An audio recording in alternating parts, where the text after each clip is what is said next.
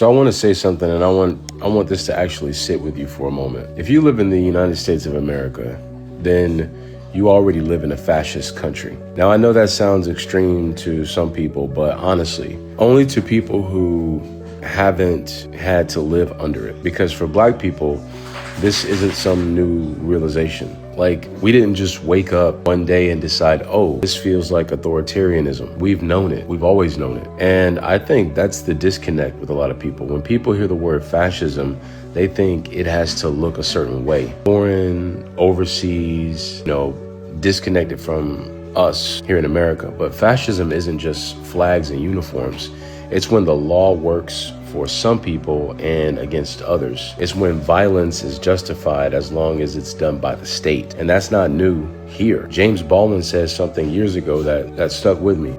He said that he didn't need to guess how America felt about Black people because he could just look at its institutions. So what he's really saying is that the system tells the truth, even when the country lies.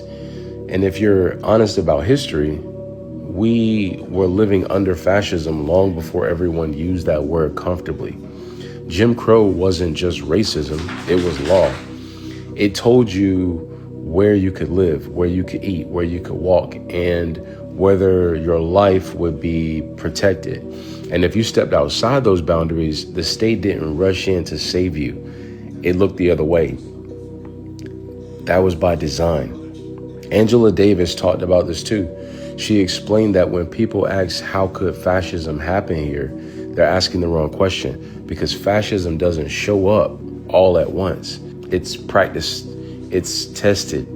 So usually on people, society already decided were disposable. And in America, that was us. Then we get to what everyone likes to call the civil rights era. And then notice how neat it sounds, right? Like injustice had a beginning and an end. But even after the laws changed, the power stayed the same. So the surveillance didn't stop. The policing didn't stop. Targeting didn't stop. And then enter MLK. And he started talking about militarism, capitalism, and American violence globally. That's when he became dangerous. Not when he said, I have a dream, but when he told the truth. And obviously he paid for it. So when people today say that this doesn't feel like America anymore, I get why they feel that way. But we, as Black people, hear something else. We hear, it's finally like what you said it was. Because fascism doesn't start when everyone feels it. It starts when some people do and everyone else ignores it.